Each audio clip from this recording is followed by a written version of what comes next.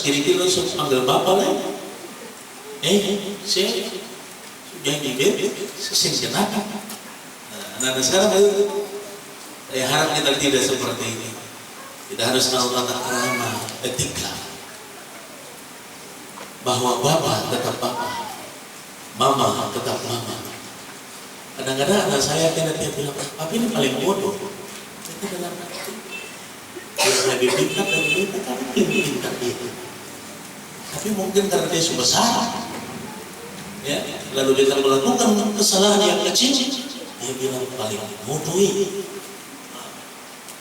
Kalau orang Ambon bilang paling bodoh itu masih wajar, tapi kalau bilang sunau-nau, kumeme, itu bukan.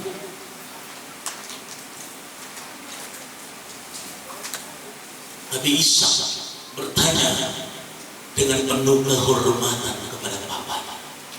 Bapak, di sini sudah ada apa? Kayu, ada api dan kayu. Tapi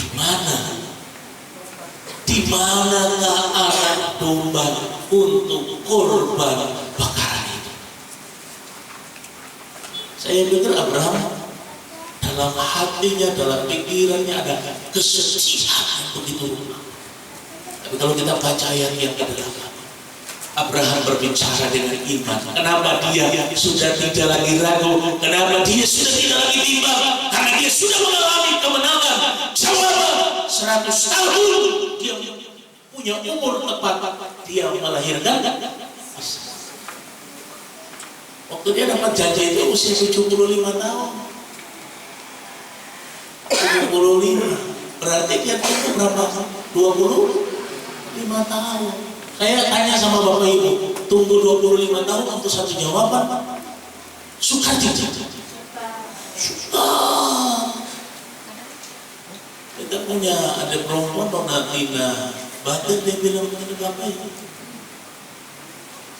kita kuliah nih sebenarnya sudah pada luar sama, tapi kita sing-singlah.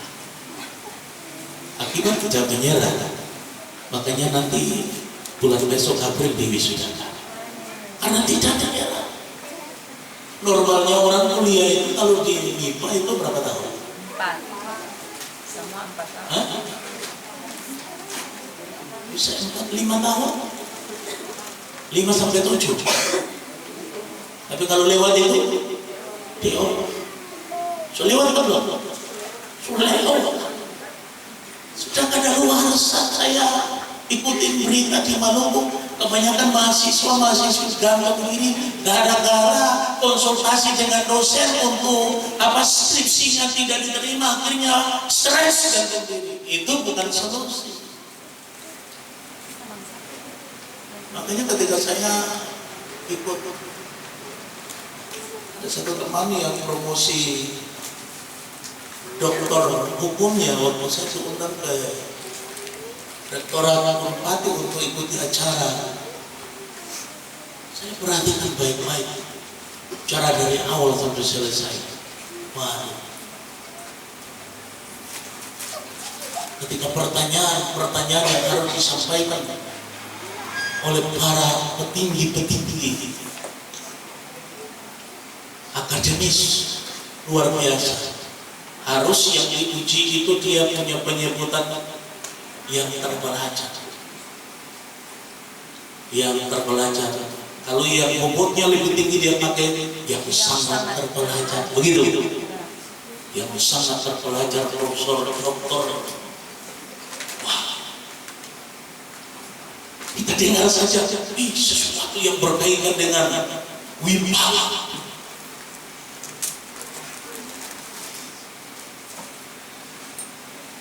Hari ini saya mau bilang buat kita, janji Tuhan tidak pernah expire buat kita.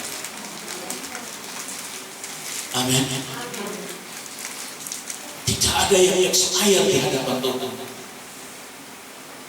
Lalu tugas Paulus selalu keliling-keliling mal-mal untuk perhatikan itu jangka waktu pemakaian makanan, obat dan sebagainya. Jadi kalau sudah expired langsung ditarik, langsung disita. Tidak ada kompromi. Ya. Expire bagi dunia itu ada arti, karena produk tersebut kalau dipaksakan dipakai dimakan, maka yang mengkonsumsinya akan mengalami keracunan.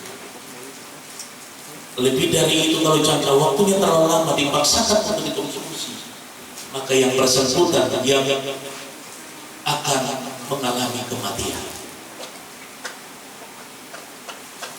Tapi Tuhan itu tetap mengasihi kita. Waktu kita datang minta ampun sama Tuhan, Tuhan minta maaf, saya sudah salah, saya sudah berdosa, kata saya sudah salah, mulut saya sudah salah, hati saya sudah salah, pikiran saya sudah salah.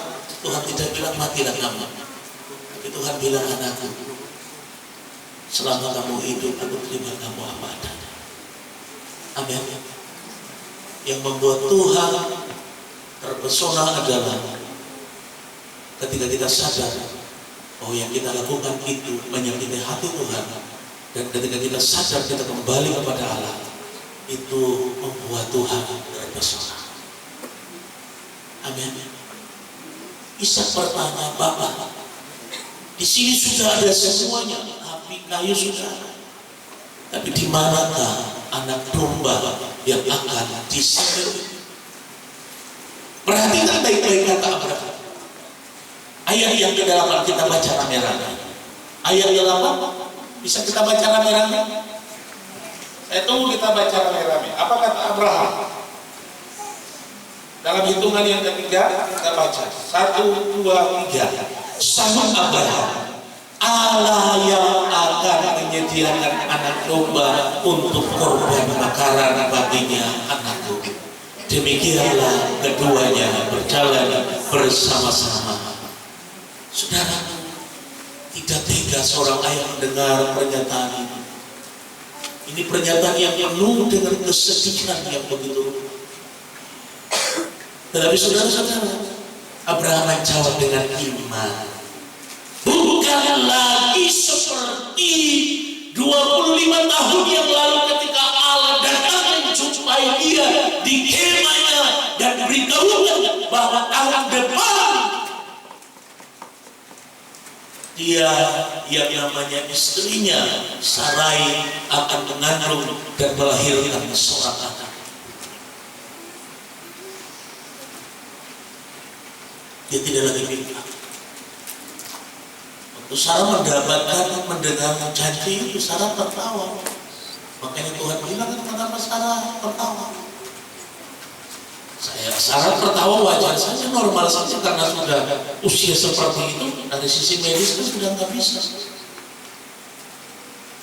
Tapi Tuhan bilang apa? Untuk Tuhan itu tidak ada yang mustahil. Mustahil bagi manusia, tapi tidak untuk Tuhan. Ishak mengikuti apa yang dikatakan ayah. Ishak naik bersama-sama dengan Abraham di gunung Tuhan.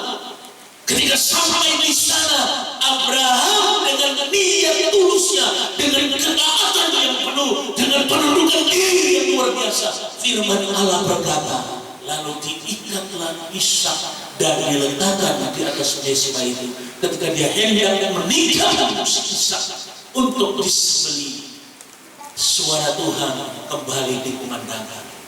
Ishak, firman Allah bilang bahwa Tuhan bilang, Abraham, hari ini aku tahu tentang makna cintamu kepadaku.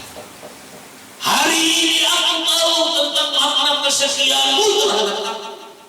Hari ini aku tahu makna tentang penundukan dirimu terhadap aku. Hari ini aku tahu tentang imanmu, percayamu, kesucian hatimu, kesucian pikiranmu, kesucian perkataanmu terhadap setiap janji. Hari ini aku melihat bahwa engkau tidak sungkan-sungkan memberi yang paling terbaik bagi aku. Maka mulai hari ini aku bersumpah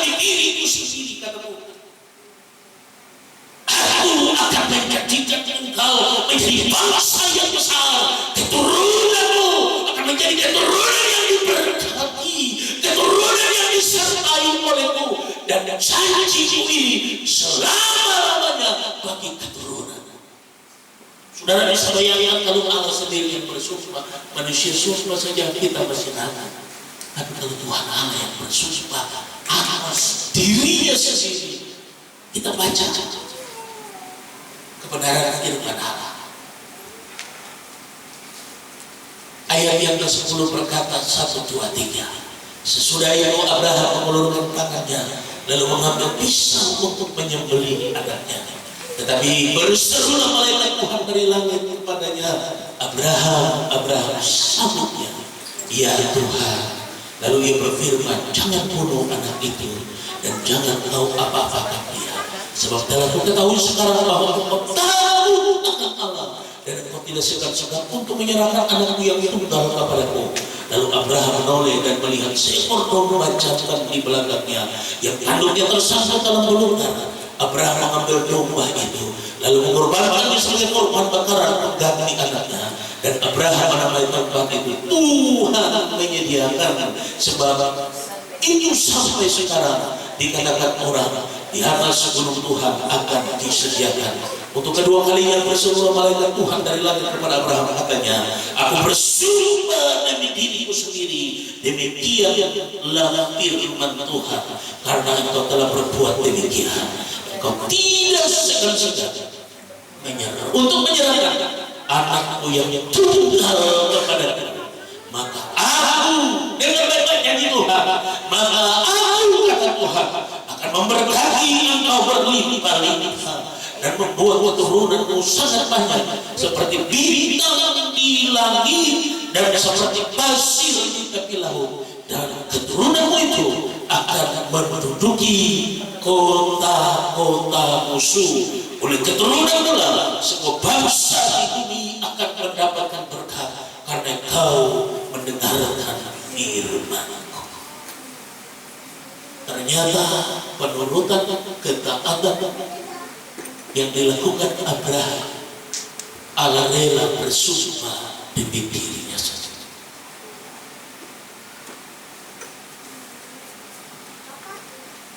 Ternyata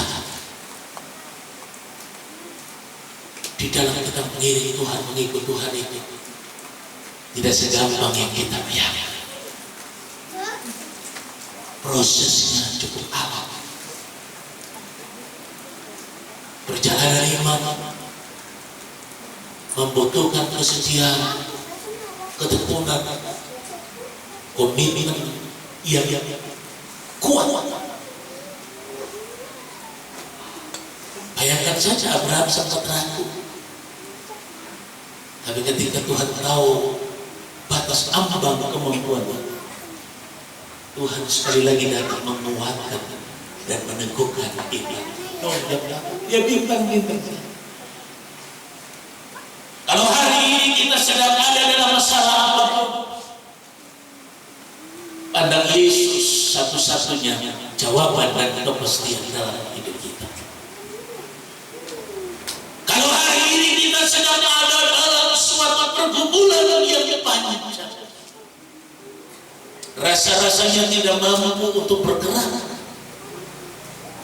rasa-rasanya tidak mampu untuk melangkah, rasa-rasanya tidak mampu untuk bicara, yang terjadi adalah air mata, bahasa dari lubuk hati. Makanya saya bilang bahasa air mata itu punya makna yang luar biasa. Teteskanlah air mata kita bukan karena alurnya berkurang, tapi teteskanlah air mata kita karena Allah tidak pernah berubah kasih setianya bagi hidup kita. Jadi semua orang akan mengalami ujian iman, ujian kesetiaan, ujian ketekunan. Kita sedang diperhadapkan dengan situasi pengganapan dari janji Allah tentang situasi dunia yang akan berakhir. Tapi Yesus bersabda, langit dan bumi akan berakhir, tapi perkataanku tetap selama-lamanya. Apa yang sedang kita kumpuli? Jangan pernah menyerah. Harus semangat, harus tetap kuat, karena ternyata janji Tuhan tetap akan terlaksana dalam hidup kita. Sebab semua yang terjadi dalam hidup ini ada waktu Tuhan, saudara-saudara. Kita tidak bisa berdoa hari ini habis amin langsung datang. Saya baca firman Allah ketika krisis terjadi di tanah Israel. Tuhan tidak suruh Elia nginap di rumah orang kaya, saudara-saudara. Tapi Tuhan suruh Elia nginap di rumah seorang janda yang hanya punya segenggam tepung dan sedikit minyak dalam buli-buli. Tuhan bilang, pergi ke sana, jumpai janda ini, temui janda ini, tinggallah di sana dengan janda ini. Waktu dia menjumpai dia sedang mencari kayu api untuk mengolah minyak dan tepung yang sedikit itu untuk dimakan. Makanya ketika Elia bicara dengan janda itu, ada makanan bagimu untuk